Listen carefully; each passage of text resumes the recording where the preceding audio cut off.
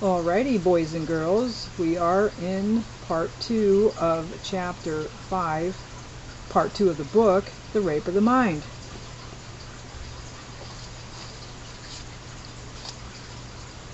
In the wake of such advertising and engineering of consent, the citizen's trust in his leaders may become shaken, and the populace may gradually grow more and more accustomed to official deceit. Finally, when people no longer have confidence in any program, any position, and when they are unable to form intelligent judgments anymore, they can be more easily influenced by any demagogue or would-be dictator, whose strength appeals to their confusion and their growing sense of dissatisfaction. Perhaps the worst aspect of this slick merchandising of ideas is that too often even those who buy the experts, and even the opinion experts themselves, are unaware of what they are doing.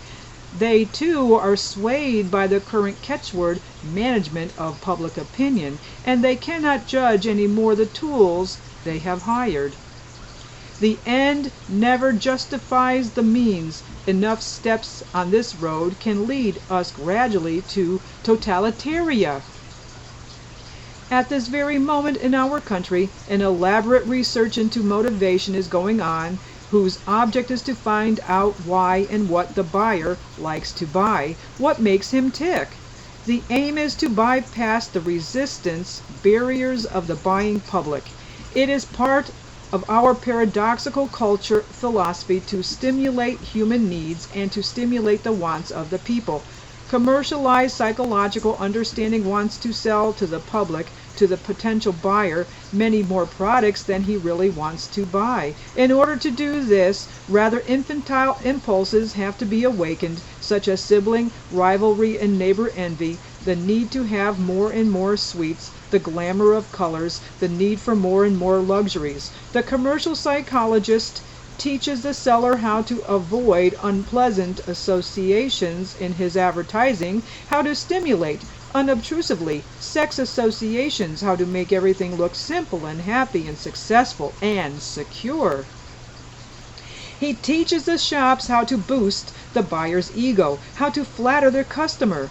The marketing engineers have discovered that our public wants the suggestion of strength and virility in their products. A car must have more horsepower in order to balance feelings of inner weakness in the owner. A car must represent one's social status and reputation, because without such a flag, man feels empty.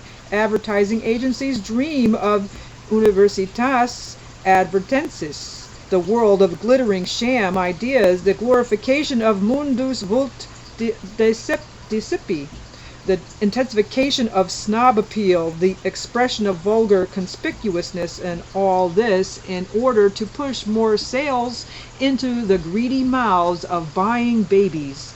In our world of advertising, artificial needs are invented by sedulous sellers and buyers. Here lies the threat of building up a sham world that can have a dangerous influence on our world of ideas. This situation emphasizes the neurotic greed of the public, the need to indulge in private fancies at the cost of an awareness of real values. The public becomes conditioned to meretricious values. Of course, a free public gradually finds its defenses against slogans, but dishonesty and mistrust slip through the barriers of our consciousness and leave behind a gnawing feeling of dissatisfaction. After all, advertising symbolizes the art of making people dissatisfied with what they have. In the meantime, it is evident man sustains a continual sneak attack on his better judgment. In our epoch of too many noises and many frustrations, many free minds have given up the struggle for decency and individuality. They surrender to the zeitgeist, often without being aware of it. Public opinion molds our critical thoughts every day. Unknowingly, we may become opinionated robots. The slow coercion of hypocrisy, of traditions in our culture that have a leveling effect, these things change us. We crave excitement, hair-raising stories, sensation. We search for situations that create superficial fear to cover up inner anxieties. We like to escape into the irrational because we dislike the challenge of self-study and self-thinking. Our leisure time is occupied increasingly by automatized activities in which we take no part, listening to piped-in words and viewing television screens. We hurry along with cars and go to bed with a sleeping pill. This pattern of living in turn may open the way for renewed sneak attacks on our mind. Our boredom may welcome any seductive suggestion. Psychological warfare as a weapon of terror. Boy, I'll tell you, this writing from I guess this is from the 50s, is extremely apropos to what we are all experiencing today, whether we're aware of it or not. Many of us are, and I've noticed that many are not aware of it.